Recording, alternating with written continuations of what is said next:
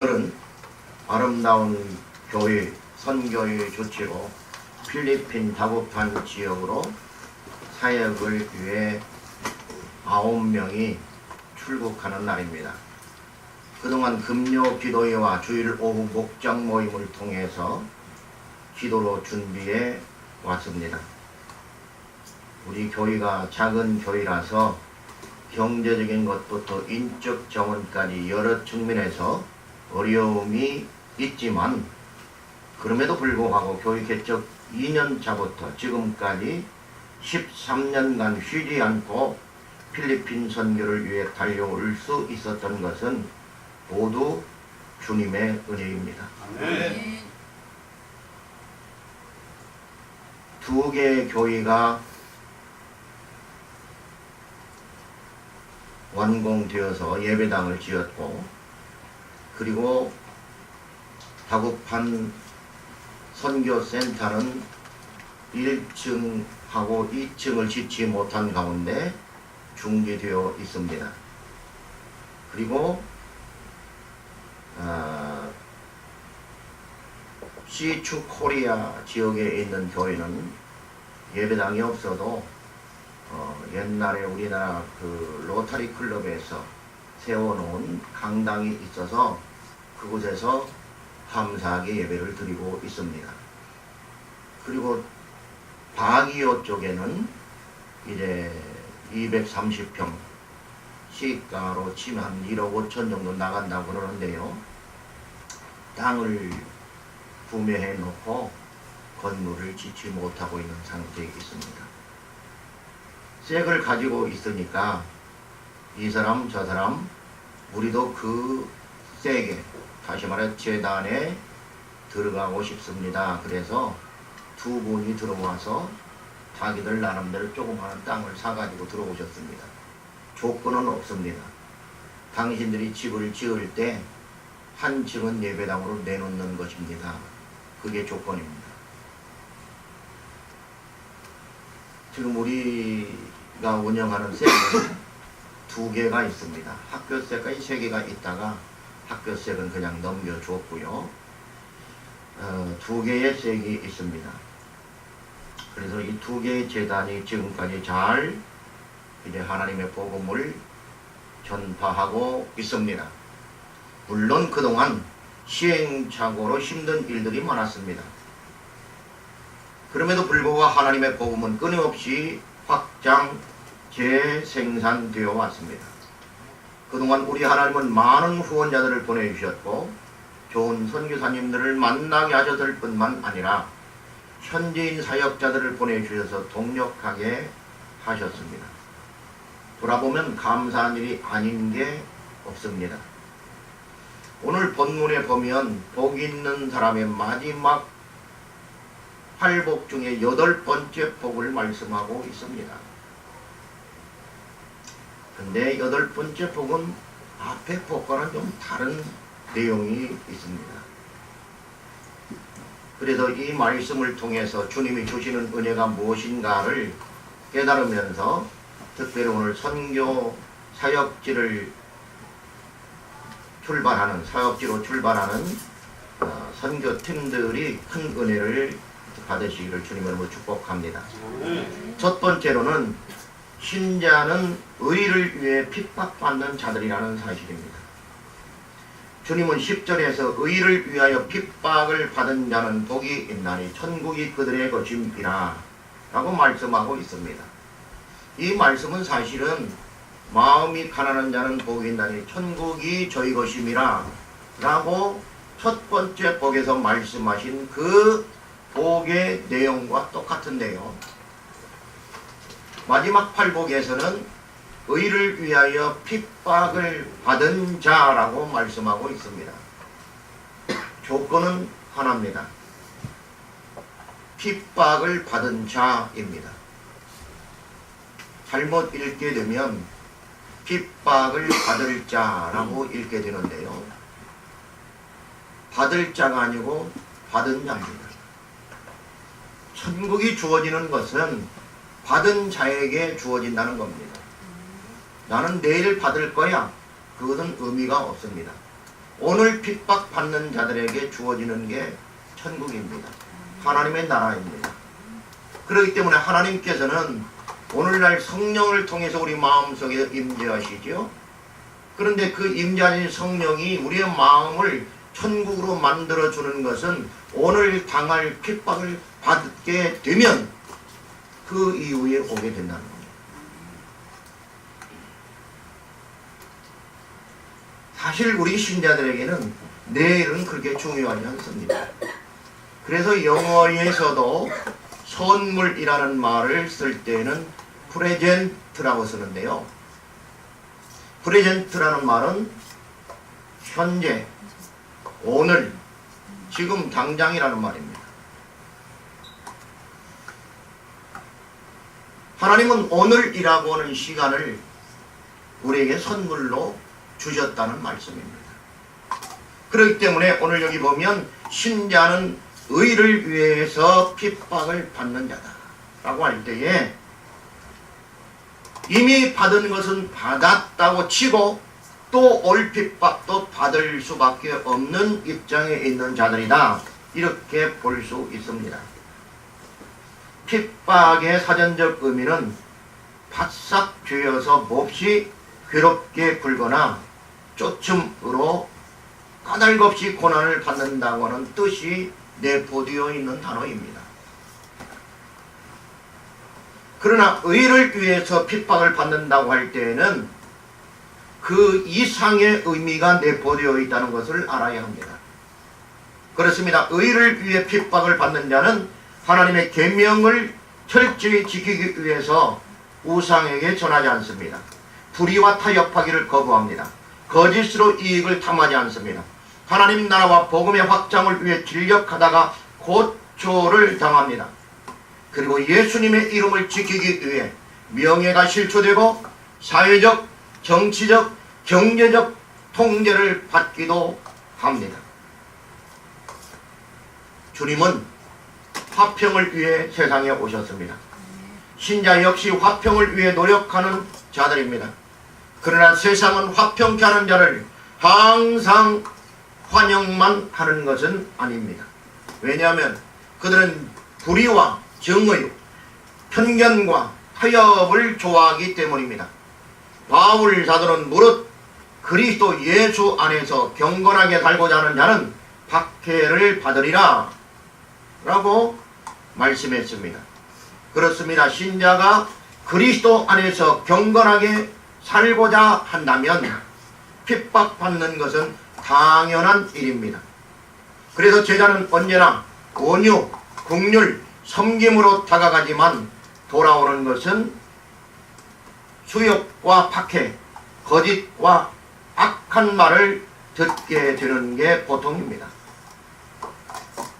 그래도 우리에게 소망이 있는 것은 그런 일을 당할 때에 우리에게 복이 있다고 말씀하셨기 때문입니다.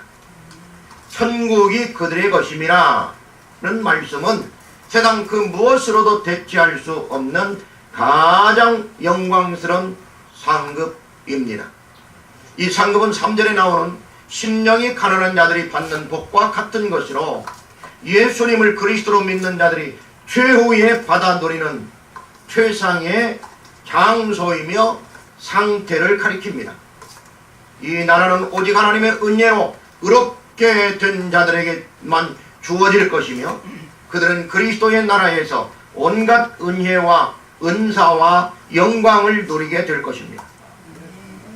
세상의 주님을 믿는 신자들에게 무엇을 빼앗든지 그것은 그들로부터 그 무엇도 빼앗아갈 수 없는 하늘나라를 소유함에 비한다면 아무것도 아닙니다.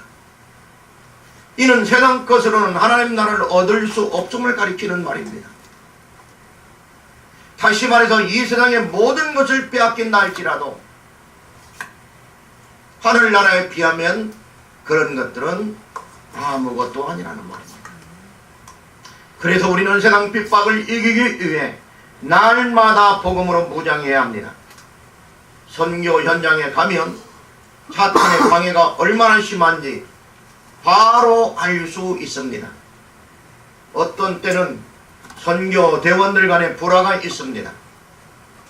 선교사와의 문제도 일어납니다. 현지인들과의 소통 구제로 많은 어려움이 뒤따르기도 합니다. 하지만 잘 견디고 돌아오면 언제나 그 결과는 복음의 능력으로 가득 찼었음을 알 수 있었습니다. 그래서 주님의 말씀이 필요합니다. 오늘 이 본문의 말씀을 다시 한번 제가 읽어드립니다. 의를 위하여 핍박을 받은 자는 복이 있나니 천국이 그들의 것임이라. 나로 말미암아 너희를 욕하고 박해하고 거짓으로 너희를 거슬러 모든 악한 말을 할 때에는 너희에게 복이 있나니 기뻐하고 즐거워하라. 하늘에서 너희의 상이 큼이라. 너희 전에 있던 선지자들도 이같이 박해하였느니라. 이 말씀이 아름다운 교회 선교 사역자들 위해 위로와 도전이 되시기를 주님의 이름으로 축복합니다. 두 번째로는 신자는 주님을 위해 핍박받는 자들입니다. 11절을 봅니다. 나로 말미암아 너희를 욕하고 박해하고 거짓으로 너희를 거슬러 모든 악한 말을 할 때에는 너희에게 복이 있나니. 이 구절을 자세히 보면 10절에서 말씀하신 핍박을 모욕과 박해와 비방에 이르기까지 확대시키고 있는 것을 볼 수 있습니다. 누가복음 6장 22절과 23절에 보면 이 내용이 나오는데 거기에는 모욕, 박해, 비방뿐만 아니라 증오도 포함시키고 있습니다. 그렇다면 우리가 복음 때문에 받는, 그리스도 때문에 받는 것이 얼마나 넓은 측면에서 일어나고 있는가를 알 수 있습니다. 우리는 핍박을 피하려고 이리저리 다니지만 결국은 당할 수밖에 없다는 말입니다.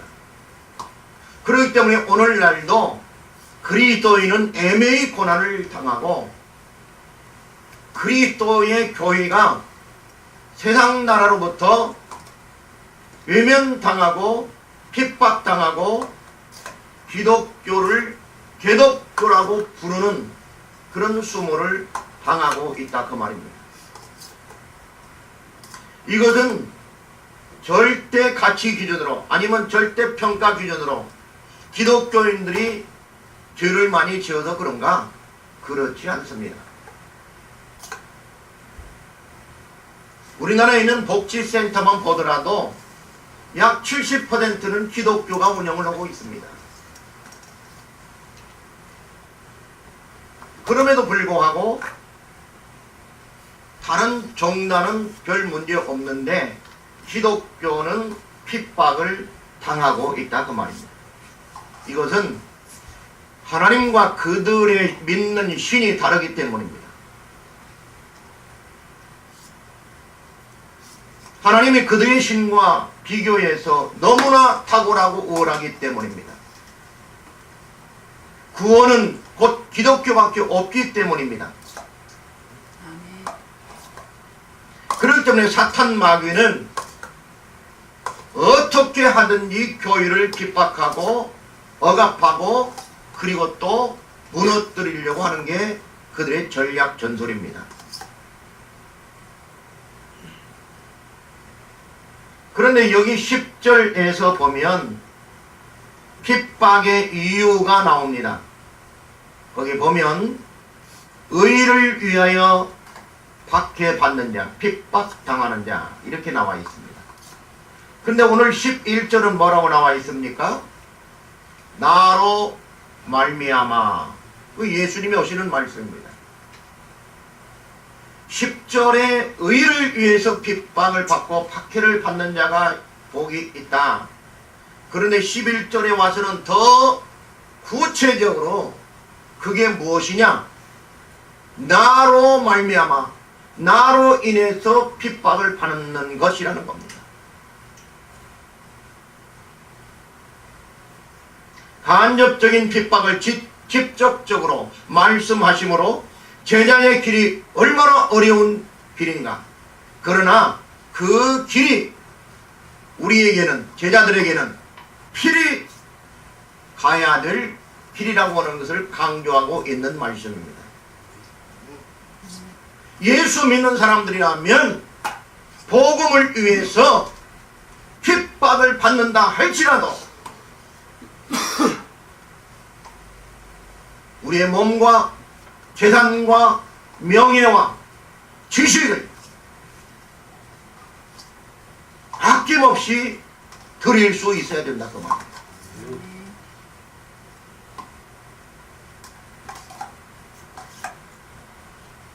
이 구절은 우리가 생각하는 의로운 삶이라고 하는 것이 바로 예수 그리스도를 닮아가는 것이라는 것을 분명히 밝히고 있습니다.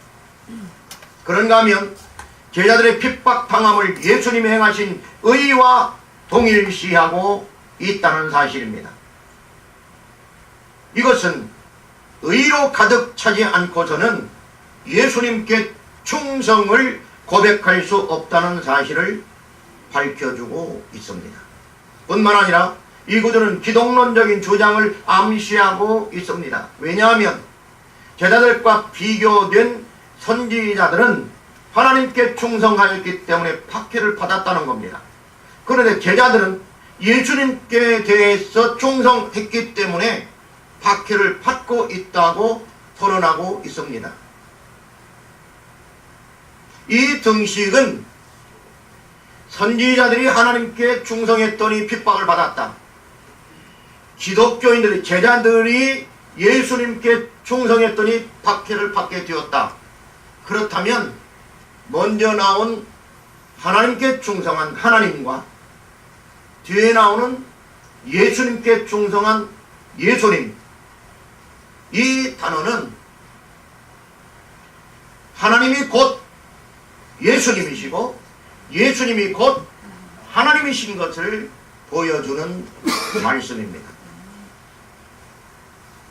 그렇기 때문에 여기에서는 선지자들을 들어서 소개하면서 핍박이 당연하다고 말씀하는데 그 등식을 가만히 보았더니 예수님이 곧 누구라는 것, 하나님이시라는 것을 설명하고 있다고 말이에요.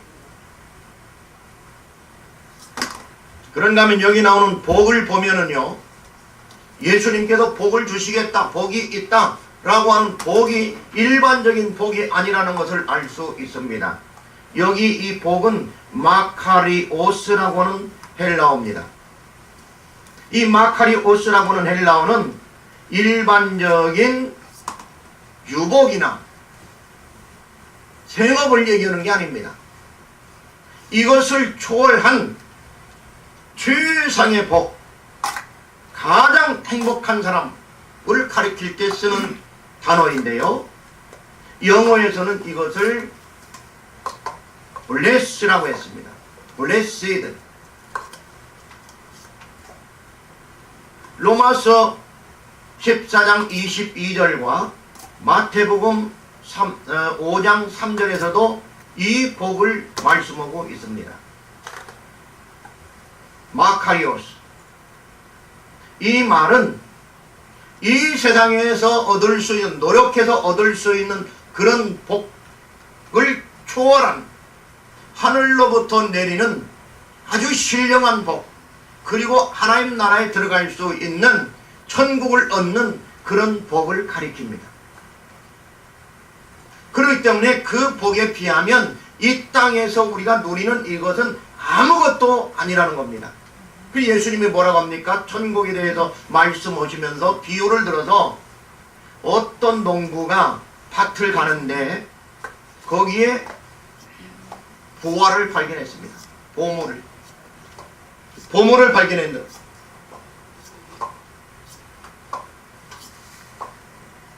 거기에서 농부가 밭을 가는데 보화가 왜 나오는가? 이렇게 생각하는 분도 있을 거예요. 저도 그렇게 생각했으니까 옛날에는. 갑자기 뭐 거기서 금이 있다가 나오나? 근데 우리 나장로님 석탄공사에 계셨으니까 내가 물어봤습니다. 금이 아무 데나 있습니까? 안 그런다는 거예요. 금맥이 있다는 거예요. 금맥. 그래서 금을 찾는 사람들, 석탄을 찾는 사람들은 그 석탄 맥을 찾아서 계속 들어간다는 거예요. 다른 데를 가봤자 필요 없다는 거예요. 그렇기 때문에 이 예화도 그러면 이 사람이 밭을 갈다가 갑자기 뭐 금맥을 찾았다 그런 얘기가 아니에요. 그때 당시 상황을 이해해야 합니다. 그때 당시는 지금처럼 국가가 완전한 이런 형태의 국가 체제가 있었던 것도 아니고 또 누가 자기 자신의 재물을 보호해 줄 만한 그런 기능을 할 만한 어떤 행정, 법적 체제가 없었습니다. 그렇기 때문에 자기의 재산은 누가 지켜야 된다? 자기가 지킬 수밖에 없습니다. 옆에 강도가 와서 뺏어가면 그건 어떻게 할 수가 없어요. 그래서 힘을 빌려야 되고 그리고 또 귀한 것을 얻게 되면 그것은 어디단가 감춰놔요. 지금도 물론 감춰놓습니다. 도둑이 들을까봐. 오늘도 뭐 선교 떠난다니까 우리 사모는 문을 꼭 잠그고 오라고 나한테. 문을 꼭 잠궈야죠. 왜? 그거 도둑 맞으면 뭐 어떻게 할 수가 없어요. 경찰도 모르면 끝이지요. 그때도 그랬습니다. 그래서 이웃 동네나 이웃 나라에서 부족국 가니까 쳐들어와 가지고 남자들 두들겨 패고 내놔! 이거 갖고 가면 끝이에요. 그럴 때는 남자들은 돈을 모으게 되면 귀한 것으로 바꿨습니다. 그게 보물입니다. 변하지 않는 금이 가장 좋겠죠. 그래서 금이나 은으로 바꾸게 되면 그것을 남자 혼자서 왜? 여자한테 가르쳐주면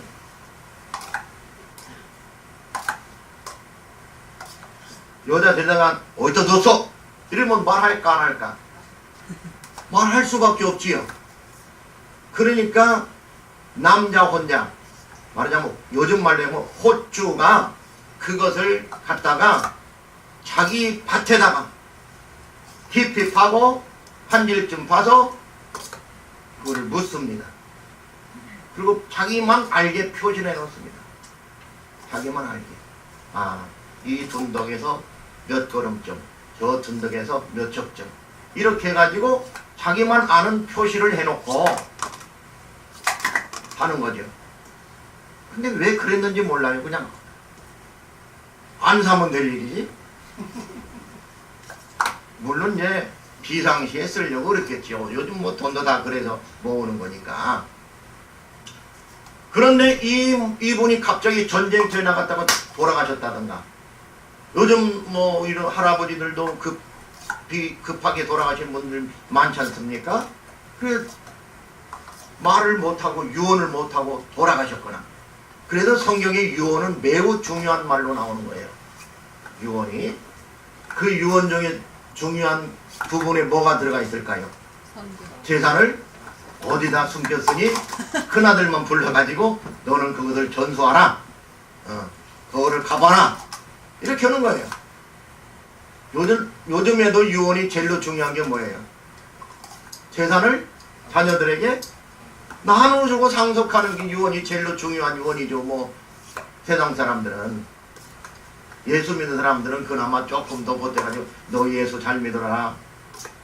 하나님 잘 섬겨. 교회 잘 섬겨야 된다. 복 받는다. 그래야.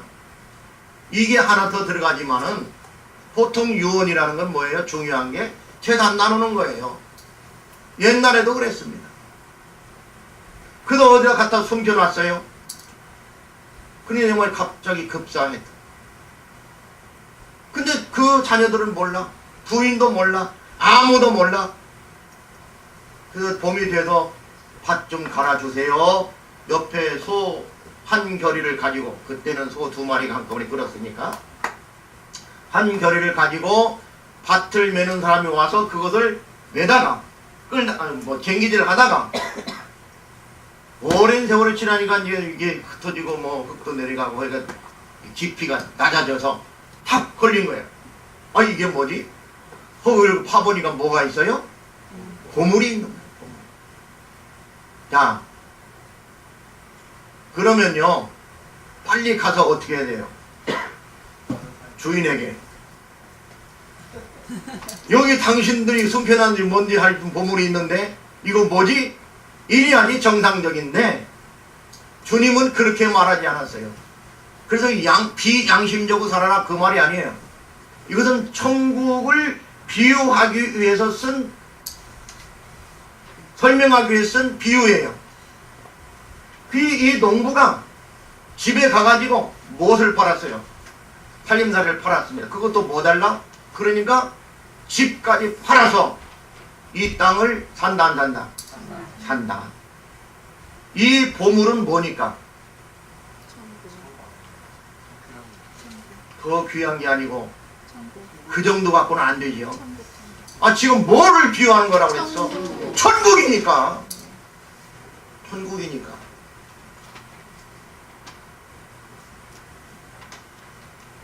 보물은 천국이니까.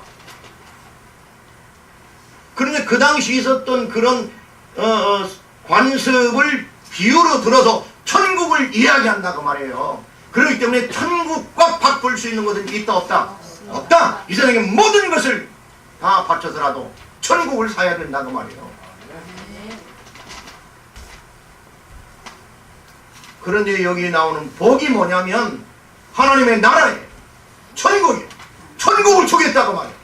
그렇기 때문에 핍박을 받는 자, 핍박을 받은 자, 학회를 받은 자, 이 사람들이 얻는 게 궁극적으로 뭐냐? 천국이야. 그런데 핍박을 안 받겠다고 요리조리 피하고 이러면 되지 않는다는 거예요. 하나님 나라를 위해서라면 우리의 모든 것을 바쳐서라도 쟁취해야 되겠다. 마태복음 5장 3절은 심령이 가난한 자는 복이 있나니 천국이 그들의 것이며라고 분명히 복에 대해서 천국과 연결시키고 있고, 로마서 14장 22절은 내게 있는 믿음을 하나님 앞에서 스스로 가지고 있으라. 자기가 옳다는 바로 자기를 정죄하지 아니하는 자는 복이 있도다. 여기에서 내게 있는 믿음을 하나님 앞에서 가지고 있으라. 스스로 가지고 있으라. 이 믿음과 연결시키는 게 뭐냐면 천국이라고 하는 복이에요.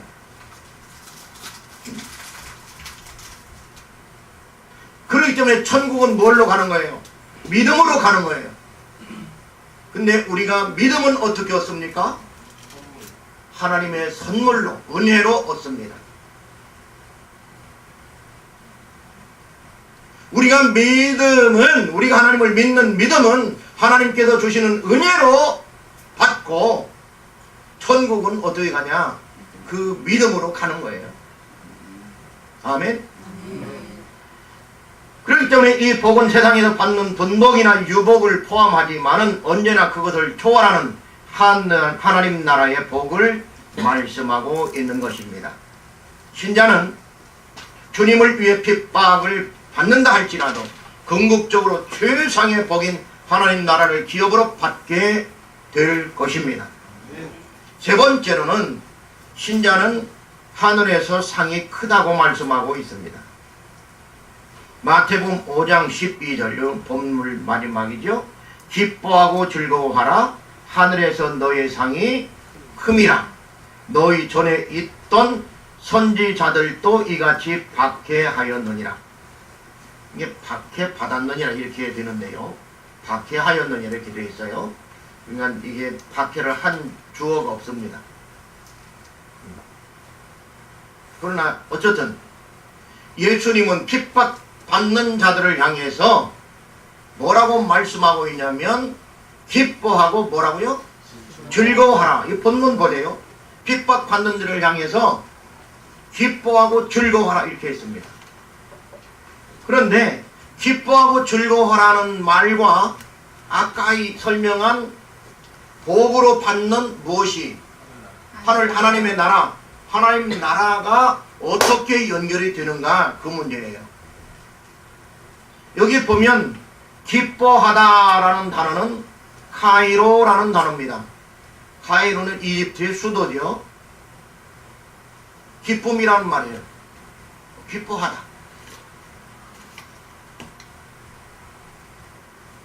카이로스는 뭡니까? 카이로스. 좋다, 선하다, 아름답다. 우리 교회 이름이에요. 카이로스.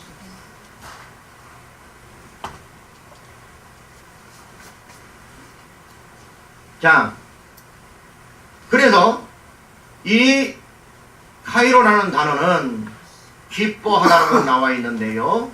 원래는 더 단어의 의미가 있습니다. 유쾌하게 되다, 행복하다, 유복하다라고는 뜻으로서 마음으로부터 일어나는 좋은 감정이나 벅찬 기쁨의 상태를 의미할 때 쓰는 단어입니다. 이 카이로는. 근데 즐거워하다, 이 말은 조금 다릅니다. 즐거워하다라는 말은 아갈리아오라는 단어입니다. 아갈리아오. 아갈리아오라는 단어는 놀라지 마세요. 우리는 거꾸로 생각하고 있어요. 아, 기뻐하는 것이 더 큰 거고 즐거워하는 것이 조금 약한 상태가 아닌가. 근데 원어의 아갈리오라는 단어는 거꾸로입니다. 카이로라는 말이 조금 상태나 마음을 이룬다면 즐거워하다라는 단어는, 아갈리오라는 단어는 기뻐 날뛰다, 미칠 듯이 기뻐하다, 넘치는 기쁨으로 매우 기뻐하다 라고 하는 일부러 드러나는 기쁨, 억제할 수 없는 역동적인 환희 등을 나타낼 때 쓰는 단어입니다. 그러니까 마음으로 기쁨을 느끼고 경험하고 체험하고 지적으로 정적으로 이렇게 있는데, 그것이 이제 정적으로 드러날 뿐만 아니라 의지적으로 억제하지 않고 미친 듯이 날뛰다. 이 단어가 찬송과 연결될 때에는 뭐라고 하냐면 할랄이라는 단어를 씁니다. 할랄에서부터 우리가 부르는 할렐루야라는 말이 나옵니다. 할랄이라는 말은 동사입니다. 그래서 찬양하다 그 말이에요. 그런데 어떻게 찬양하냐면 바보스러울 정도로 시끄럽게 하는 찬송을 할랄이라고 하는 겁니다. 할렐루야라는 말은 루는 누구누구에게 조사고요, 야는 야훼 하나님을 일컫는 말입니다. 그러니까 하나님에게 찬송하라 그 말이에요. 할렐루야는. 그런데 어떻게 찬송한다? 기뻐 날뛰어 찬송하는. 언젠가도 제가 설명했습니다. 자, 1대0으로 지고 있었습니다. 축구가. 근데 차범근 선수가 하나를 넣었습니다. 기쁠까 안 기쁠까? 기쁘지요. 그때는 앉아서 기쁩니다. 아, 잘했다, 동점. 그런데 1분 남겨놓고, 아니 30초 남겨놓고 또 한 골을 넣었습니다. 차범근 씨가. 어떻게 될까요? 그때도 그럴까요? 아마 4만 명, 여기 몇 명, 7만 명 들어가는 상암 경기장이 그냥 들썩일 겁니다. 누가 하라서 들썩일까요? 자기도 모르게 벌떡 일어나가지고 환호를 지르면서 기뻐 날뛸 거예요. 그런 말이 뭐냐면 할랄이에요. 근데 여기 즐거워하다라는 단어가 바로 그 말과 연결되고 있다는 말입니다. 그래서 하나님의 상이 크기 때문에 너희는 지금 마음의 정신적으로나 지적으로나 기쁨을 느낄 뿐만 아니라 그것을 일부러 표현하라 그 말이에요. 억제하지 말고. 아멘. 뭐가 크니까? 하늘에서 우리의 상이 크니까. 할렐루야. 제자들은 그들의 삶이 거의 핍박 중에 있었지만은 이러한 기쁨으로 즐거워할 수 있었습니다. 그들은 하늘에서 받을 상이 크기 때문에 그것을 기대하면서 핍박을 기쁘게 견딜 수 있었던 겁니다. 그러면 그들이 받을 상이란 과연 무엇을 말하는가? 혹자는 이에 대해서 합당한 보상이란 단순히 그것을 목표로 하는 행동에 항상 결부되어 있는 것이 아니다. 오히려 결국에는 그 행동 자체가 합당한 보상이라고 할 수 있다고 해석하기도 했습니다. 맞는 말이라고 생각이 되어집니다. 여기 상이라는 말은 미스도스라는 단어인데요. 이 미스도스라는 단어는 바로 하나님께서 주시는 그런 상을 일컫습니다. 사실 신약 성경에서 역설하는 보상의 개념은 대부분 이런 범주에 속합니다. 진정으로 우리가 천국의 교범 아래서 살게 되면 자연히 천국의 주인이신 그리스도의 은혜 가운데 거하게 될 것이고, 더 나아가 종말에 도래하는 천국에서 넘쳐나는 복을 받게 될 것이 분명합니다. 어쨌든 본문이 말씀하는 그 의미, 그것은 예수님의 제자들은 이 세상에서 필연적으로 박해와 반대를 받을 것이라고 하는 것을 가리키고 있습니다. 제자들은 전에 박해받았던 예언자들과 같은 계열에 서 있다는 사실입니다. 그래서 주님은 너희 전에 있던 선지자들도 이같이 박해하였느니라 라고 말씀하고 있습니다. 구약 성경은 엘리야, 아모스, 이사야, 예레미야, 느헤미야 등 위대한 선지자들을 기록하고 있습니다. 예를 들어서 예레미야 선지자는 채찍을 맞고 구덩이에 들어가고 그리고 말로 죽으라고 철망을 만들어서 그 속에 집어넣어서 공중에 대롱대롱 매달아 놓기도, 그런 것을 당하기도 했습니다. 여호야다의 아들 스가랴는 돌에 맞았고, 유대의 전설에 의하면 이사야 선지자는 므낫세 치하 중에 톱으로 켜 죽임을 당했다고 합니다. 뿐만 아니라 신약에서도 사도들에 대한 핍박을 유시하여 핍박의 역사는 중단된 적이 없었습니다. 이 구절들은 박해받기를 자칭하라고 권장하는 것이 아닙니다. 그리고 박해에서 도피하거나 그 때문에 마음이 어지럽거나 보복하라고 허용하지도 않습니다.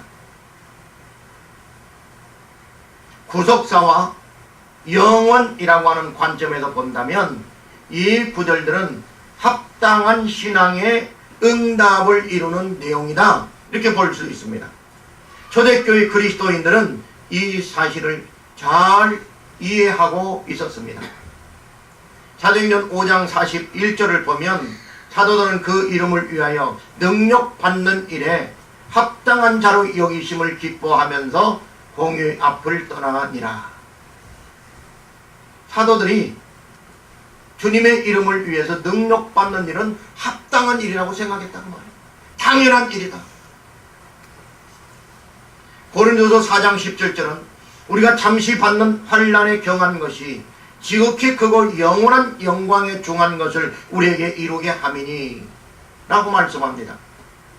바울 사도는 이 땅에서 받는 자기가 경험한 것이 어떤 것이었습니까? 40의 하나를 감한 태창을 3번이나 맞고, 그러면 곧 다 죽는 겁니다.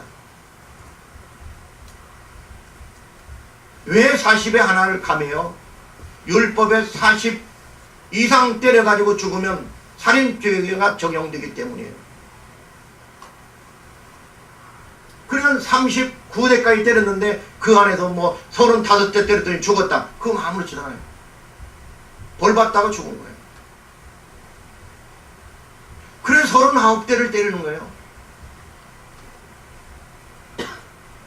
바다의 위험, 강의 위험, 짐승의 위험, 감옥에 들어간 것이 한두 번입니까? 그럼에도 불구하고 그는 뭐라고 합니까? 환난에 경한 것, 아주 가벼운 거라는 그런 것들은 아무것도 아니라는 거예요. 심지어는 죽은 줄 알고 성에서 갔다가 버렸어요. 근데 그것도 삐적삐적 살아일어나. 영원한 영광, 아주 중요한 것에 비하면 그런 것들은 아무것도 아니라. 베드로 사도는 1장 6절에서 9절에 보면 이런 말씀이 있습니다. 그러므로 너희가 이제 여러가지 시험으로 말미암아 잠깐 근심하게 되지 않을 수 없으나 오히려 크게 기뻐하는도다. 너희 믿음의 확실함은 불로 연단하여도 없어질 것보다 더 귀하여 예수 그리스도께서 나타나실 때에 칭찬과 영광과 존귀를 얻게 할 것이니라. 예수를 너희가 보지 못하였으나 사랑하는도다. 이제도 보지 못하나 믿고 말할 수 없는 영광스러운 즐거움으로 기뻐하니 믿음의 결국 곧 영혼의 구원을 받음이라. 무슨 말씀입니까? 지금 시험을 당하고 어려운 일을 당하기 일수라는 거예요. 하루도 빠짐없이 그런 일들이 예수 믿는 자들에게 닥쳐오고 있다고 말입니다. 그런데 그런 것들은 불로 연단을 하여도 없어질 금보다, 금은 없어집니다. 근데 금은 뭘로 연단합니까? 불로 연단하죠. 그런데 금을 얻기 위해서 24번이나 불 속에 들어갔다 나왔다 하게 한다고 말해요. 우리의 믿음도 그와 같아서 시험으로 불연단을 받는다 할지라도, 그러나 없어진 금을 위해서도 그렇게 하는데, 없어지지 않는 하나님 나라의 복을 받는데 24번이 아니고 240번을 받아왔던들, 우리가 하나님 앞에서 무릎 꿇어서는 안 된다는 거예요. 사탄들에게. 그래서 뭐라고 하냐면 예수 그리스도께서 나타나실 때에, 재림하실 때에 칭찬과 영광과 존귀를 얻게 할 것이다.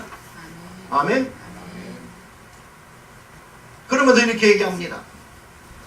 너희가 예수를 보지 못하였으나, 그리고 이제도 보지 못하나 믿고 말할 수 없는 영광스러운 즐거움으로 기뻐하니 믿음의 결국은 영혼의 구원을 받음이라. 아멘. 우리가 그냥 믿는 게 아니에요. 그냥 믿음을 가지고 있는 게 아니라 그 말이에요. 하나님이 우리에게 믿음을 줄 때에는 뭔가 그 믿음의 보상이 놀랍기 때문에 주는 거지, 이 세상에서 얻는 무슨 뭐 기업이 잘 되고 자녀가 잘 되고 건강하고 그런 것은 덤으로 받는 거예요. 덤으로. 그렇기 때문에 우리는 우리 목숨을 내걸고 우리 헌금을 다 소진한다 할지라도 주의 복음을 위해서 나가는 거예요.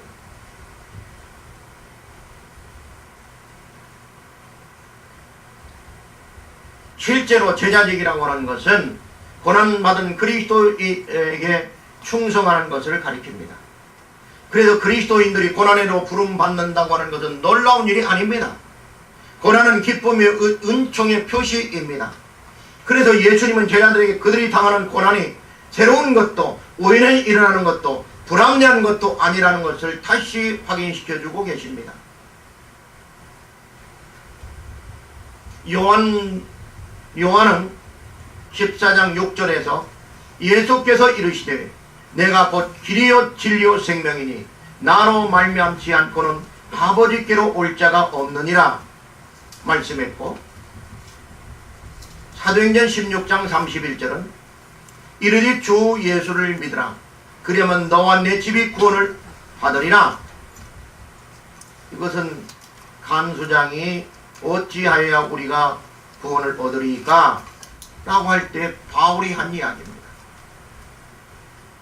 요한복음 3장 16절은 우리가 잘 아는 대로 하나님이 세상을 이처럼 사랑하사 독생자를 주셨으니 이는 그를 믿는 자마다 멸망하지 않고 영생을 얻게 하려 하심이라 말씀하셨습니다.